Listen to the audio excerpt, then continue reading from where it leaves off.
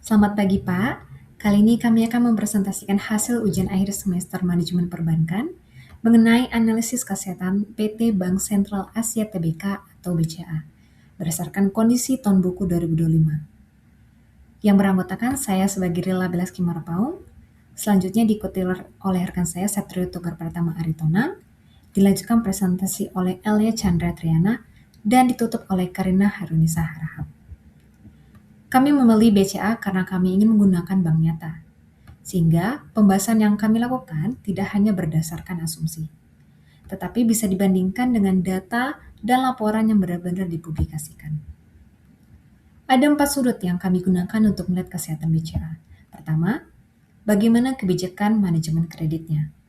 Kedua, bagaimana kondisi laporan keuangannya. Ketiga, bagaimana kualitas kreditnya jika diukur menggunakan rasio NPL. Dan terakhir, bagaimana digital banking ikut mendukung keuntungan bank sekaligus menimbulkan risiko baru. Jadi sejak awal pertanyaan yang ingin kami jawab sebenarnya sederhana. BCA ini adalah bank yang besar, tetapi apakah besarnya skala tersebut juga menunjukkan bahwa bank ini sehat?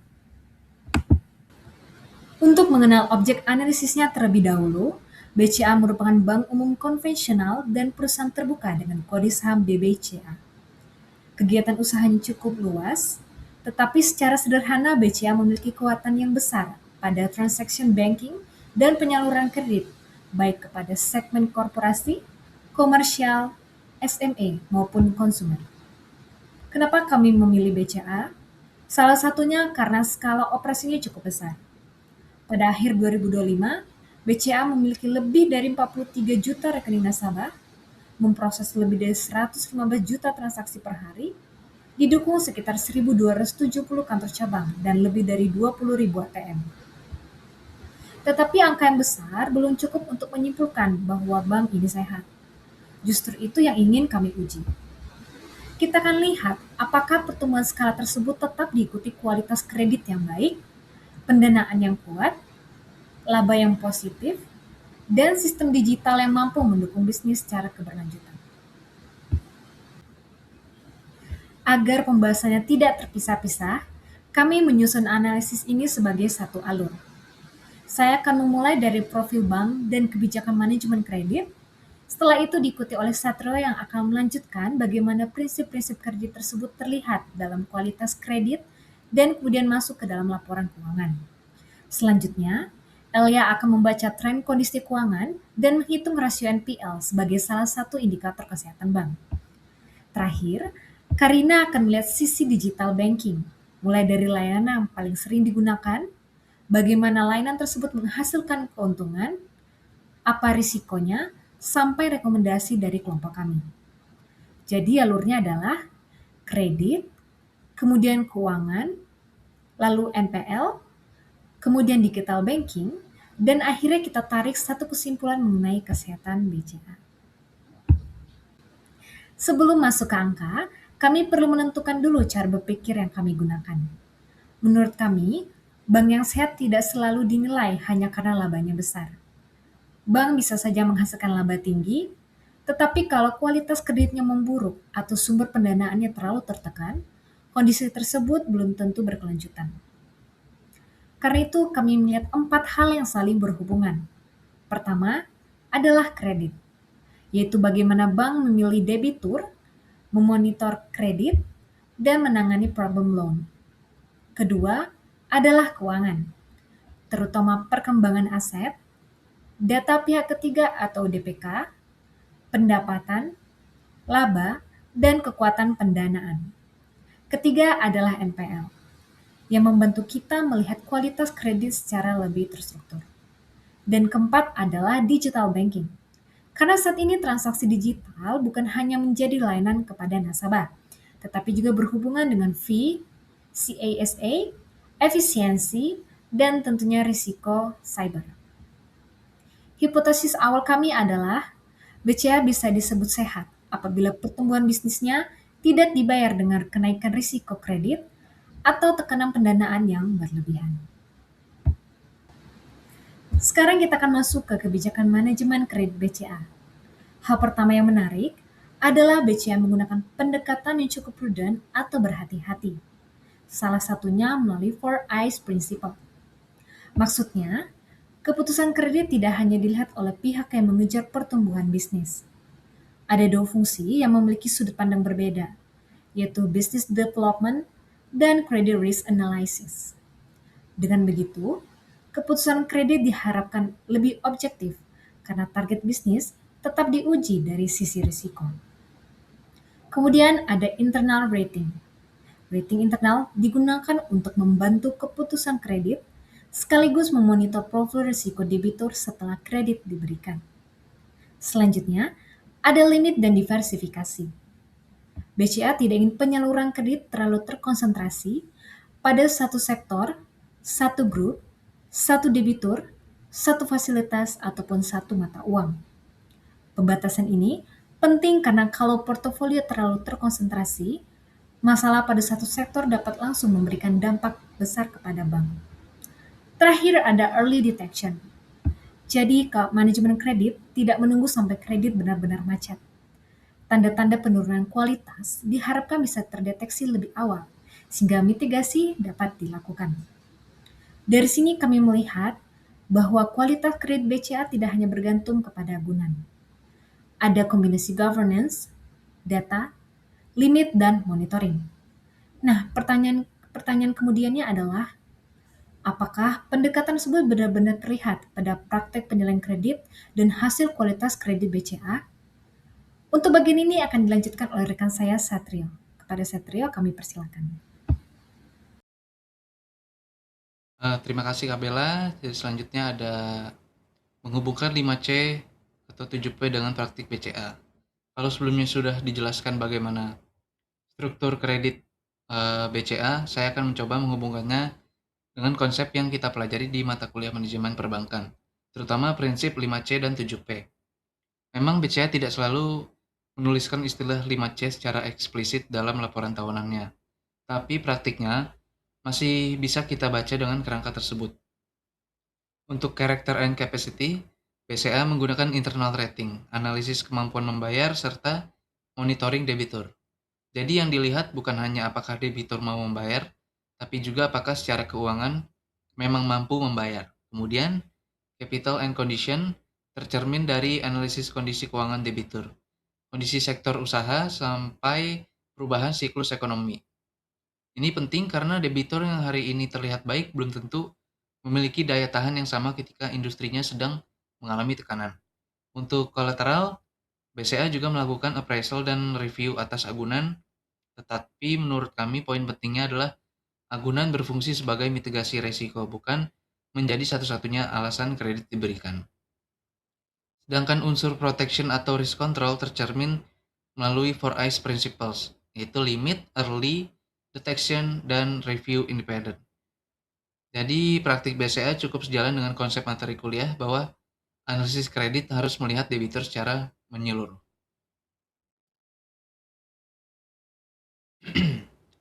Selanjutnya ada kualitas kredit dari Bank BCA. Setelah melihat kebijakannya, sekarang kita lihat hasilnya. Pada tahun 2025, total kredit Bank BCA mencapai 992,9 triliun rupiah, dan itu tumbuh 7,7% dibandingkan tahun sebelumnya. Yang menarik, pertumbuhan kredit tersebut tidak diikuti kenaikan rasio kredit bermasalah. NPL gross justru turun dari 1,8% menjadi 1,7%. Selain itu, loan at risk juga turun dari 5,3% menjadi 4,8%. BCA juga memiliki NPL coverage sekitar 183,8%. Secara sederhana, ini menunjukkan bahwa pencadangan terhadap kredit bermasalah cukup besar.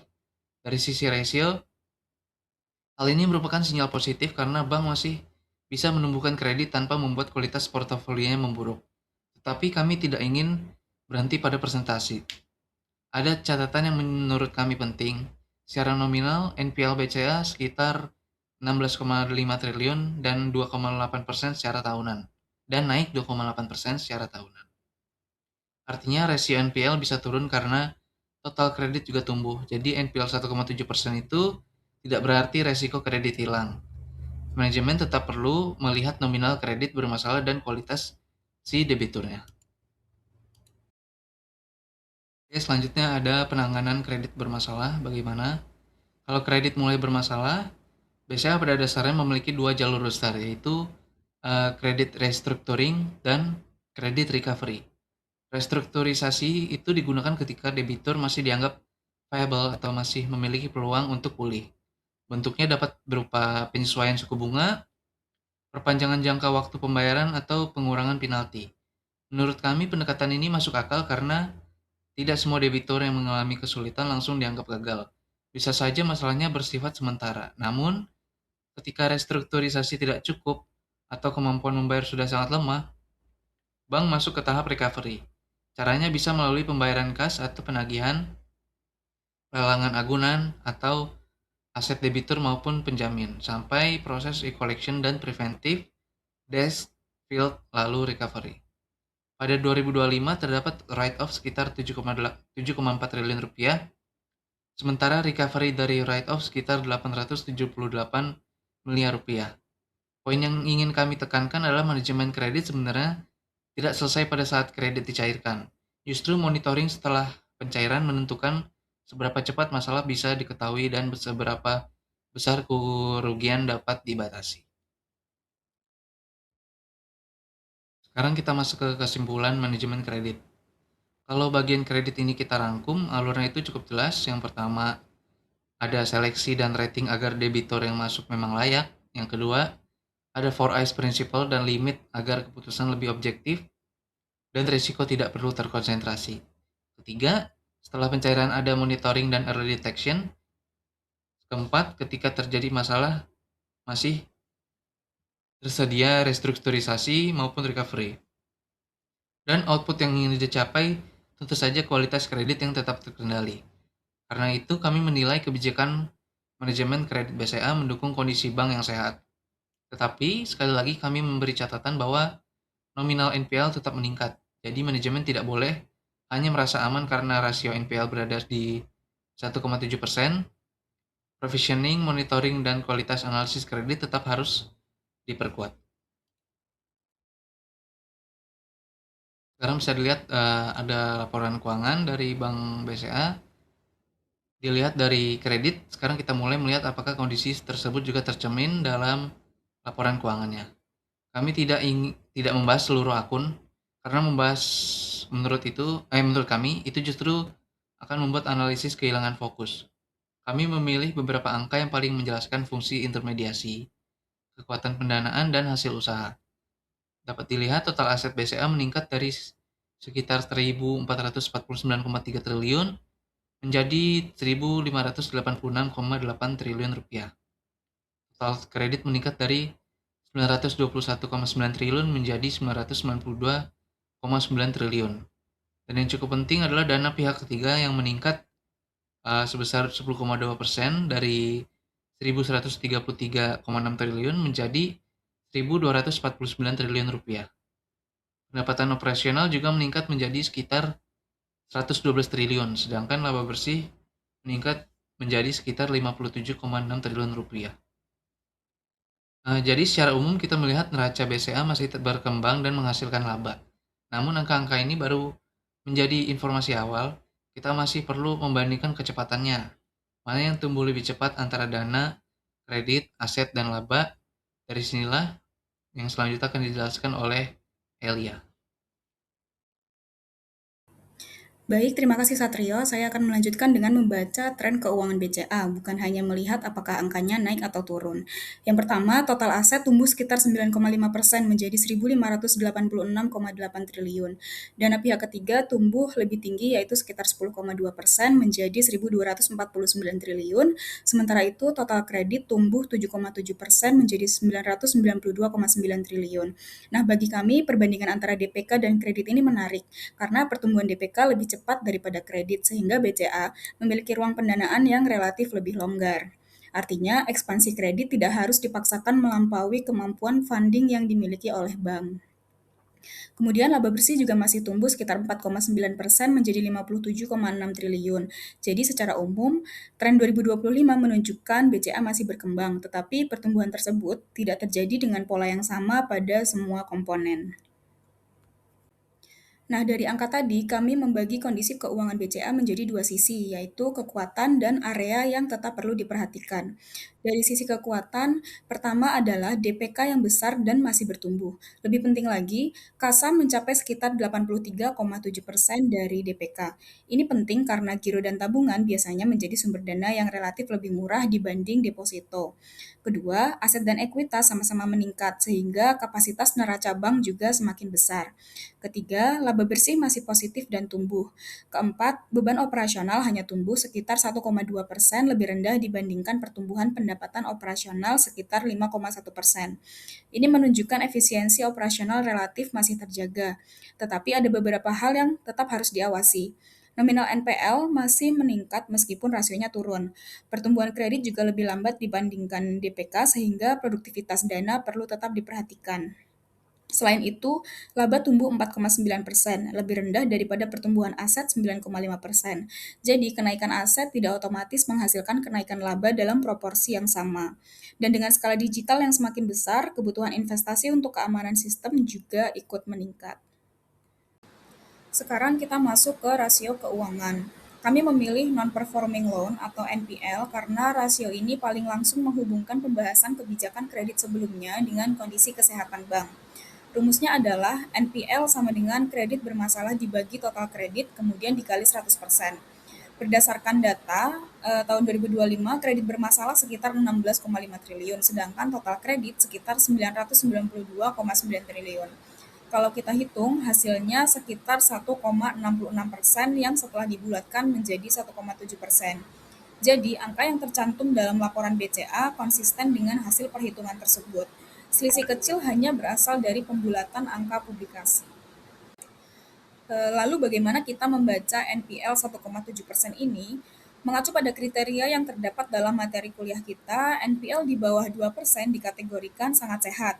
Kalau dilihat dari tren beberapa tahun, posisi NPL BCA juga relatif stabil, dari 2,2% pada 2021, kemudian 1,8% pada 2022, 1,9% pada 2023, 1,8% pada 2024, dan turun lagi menjadi 1,7% pada 2025. Jadi secara rasio ada perbaikan. Selain itu, NPL coverage sebesar 183,8% memberikan bantalan tambahan terhadap potensi kerugian kredit. Tetapi lagi-lagi kami tidak ingin hanya membaca persentase. Nominal NPL masih sekitar 16,5 triliun dan naik 2,8%.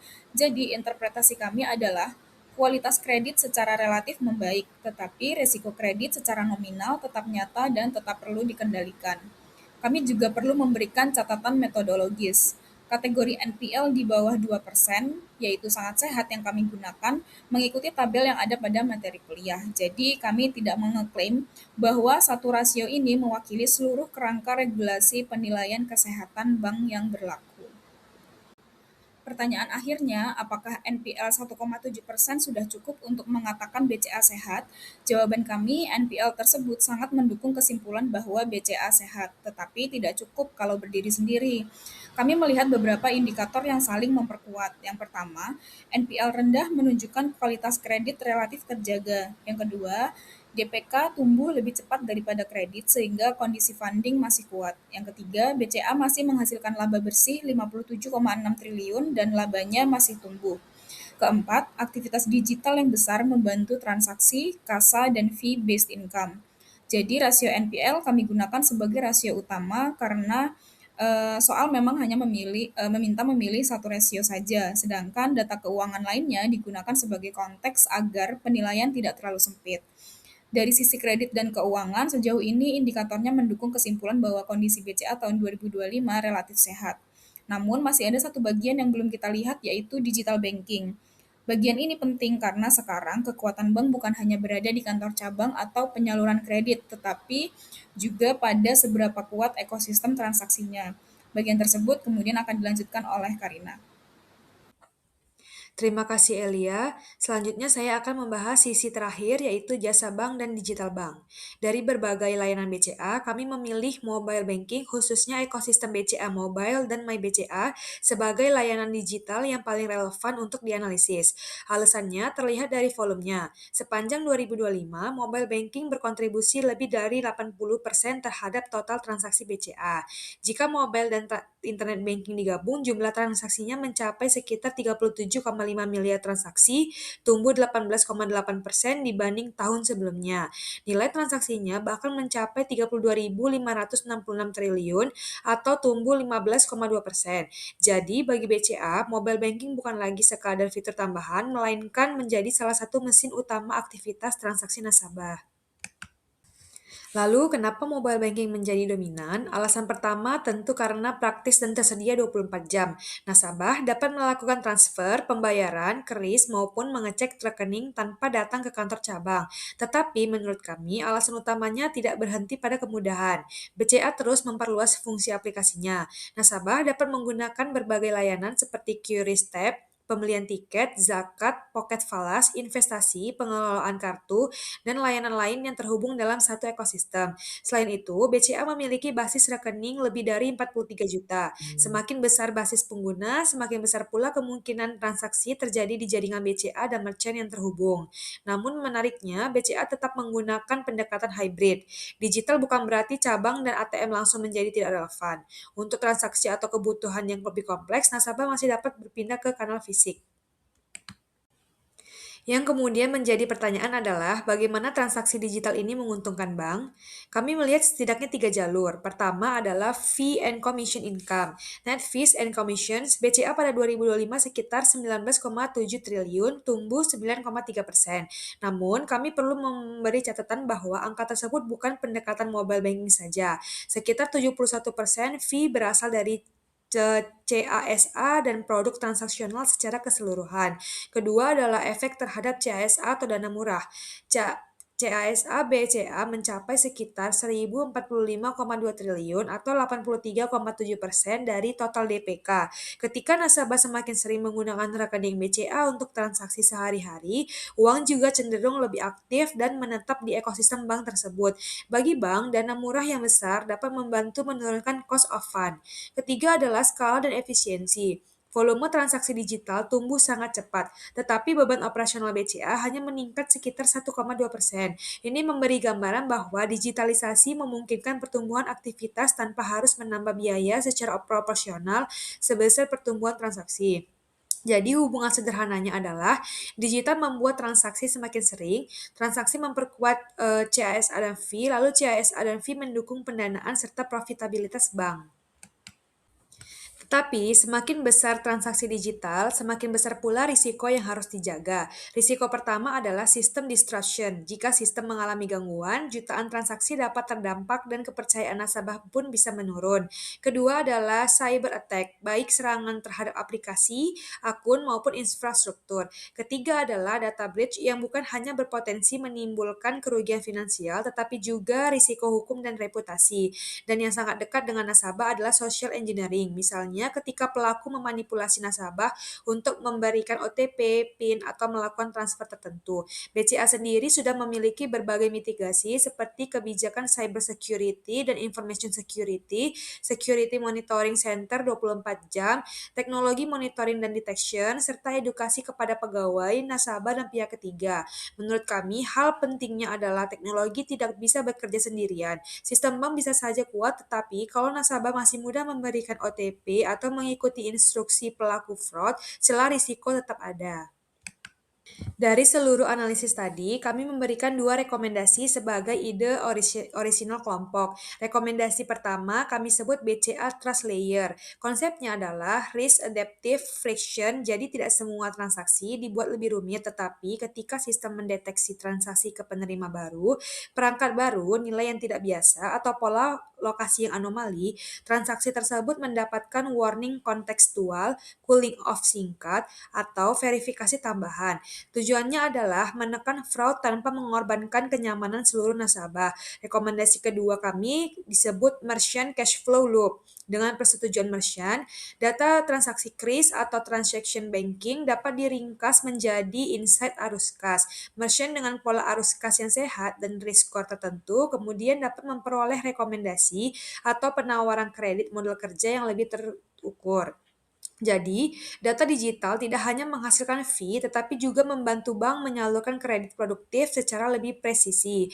Dari seluruh pembahasan, verdict atau kesimpulan kelompok kami adalah BCA dapat dinilai sebagai bank yang sehat pada tahun 2025. Alasannya bukan hanya karena BCA besar atau labanya tinggi. Kami melihat ada hubungan yang cukup konsisten. Kebijakan kredit yang prudent mendukung NPL 1,7%, pendanaan dan laba tetap tumbuh, sementara ekosistem digital memperkuat transaksi, CSA, dan fee. Namun, sehat bukan berarti tanpa risiko. Nominal NPL tetap perlu diawasi dan semakin besarnya transaksi digital membuat risiko cyber semakin penting.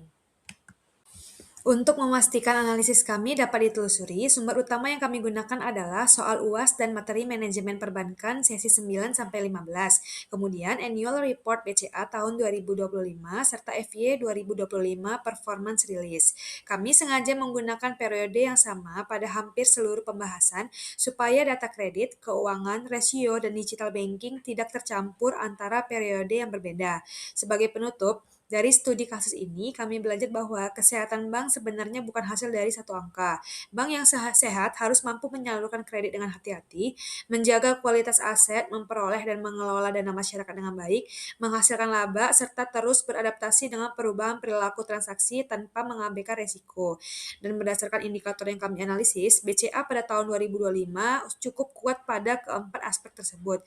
Demikian presentasi dari kelompok kami. Terima kasih atas perhatian Bapak dan teman-teman semuanya. Assalamualaikum warahmatullahi wabarakatuh.